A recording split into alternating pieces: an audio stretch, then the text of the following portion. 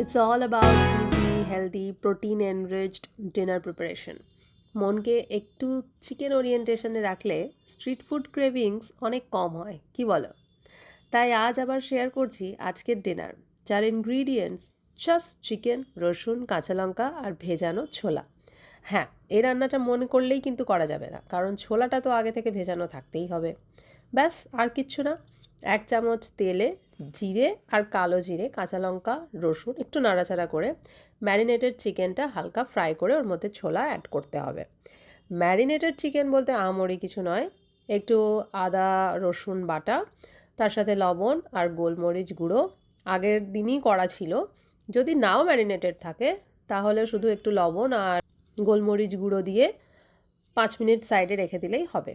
তারপর হাই ফ্লেমে দুটো আর তার লো ফ্লেমে 3-4টে সিটি দিলেই তৈরি another light easiest dinner with chicken.